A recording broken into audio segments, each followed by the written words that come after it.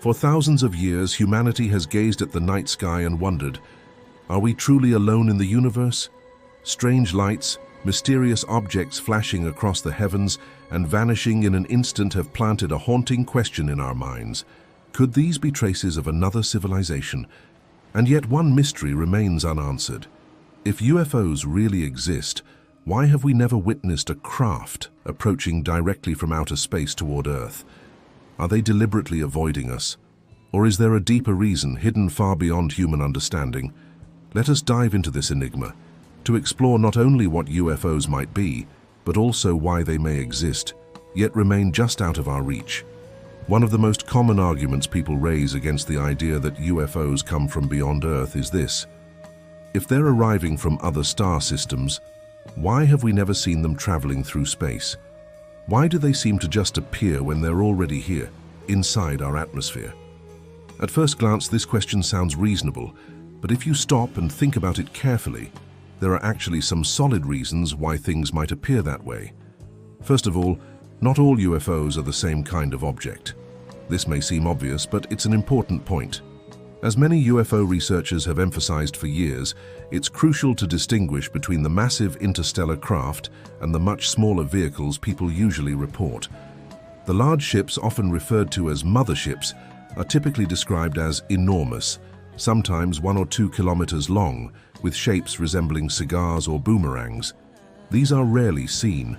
They appear in a few reports, but not often. What we usually encounter are much smaller objects, typically 10 to 30 meters across. These are the fast-moving, highly maneuverable UFOs that pilots detect, radar tracks, or videos capture hovering over specific locations. So when people talk about UFOs, they almost always mean these smaller craft. And that's important, because if we're only seeing the small craft, it likely means we're seeing scout ships, not the main vessel that brought them here. Now let's consider how the larger spacecraft might travel. If they really come from other star systems, they obviously aren't using chemical rockets, ion engines, or any propulsion system similar to ours. Over such distances, the only thing that makes sense would be some form of faster-than-light travel, like a warp drive. Otherwise, it would take thousands, even millions of years to reach Earth. If they possess that kind of advanced technology, then their movement through space would probably look very different from what we expect. They wouldn't travel in a straight line across the void in a way we could track for months or years as they approached. Instead, they might jump from one point in space to another by bending or folding space-time itself. In that case, they could simply appear near Earth without ever crossing our solar system in any detectable way. And that would explain why we never see them coming. If a mothership exited warp directly inside Earth's atmosphere, it would appear to emerge from nowhere. On those rare occasions when people report seeing massive cigar-shaped or boomerang-shaped craft in the sky, it could be one of the few times a mothership actually entered the atmosphere. Still, that probably doesn't happen often. Given how rare such reports are, it's reasonable to assume that in most cases, motherships remain far outside the solar system. They could be well beyond our current detection capabilities, perhaps past the Oort cloud, launching smaller craft or probes designed to operate within our atmosphere. The arrival of these smaller scout ships at Earth, slipping into our skies, would be very difficult to detect because they're both small and extremely fast, much faster than any aircraft we have. So when someone asks, why haven't we ever seen them coming from space? The answer might simply be that we're not equipped to see them.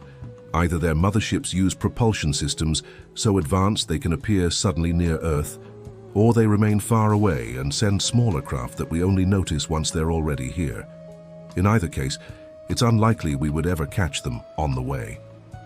In the end, the question, why don't we ever see UFOs approaching Earth from outer space, may not be evidence against their existence, but rather a reminder that we are viewing the problem through the narrow lens of human understanding. If other civilizations truly exist and possess technologies thousands or even millions of years ahead of us, then the idea that they might reach Earth in ways we cannot perceive becomes entirely reasonable. What we see are only the small scout craft, because that is all our limited means of observation allow us to detect. Meanwhile, the massive motherships may remain far beyond our detection range. or simply employ methods of travel that surpass the physics we currently understand. Thus, the fact that UFOs seem to appear only within our atmosphere may not be a paradox at all, but rather an inevitable trait of technology far too advanced for us to grasp. This opens up a more profound possibility. Instead of asking, "Why don't we see them coming?" perhaps we should be asking, "How long have they already been here without us noticing?"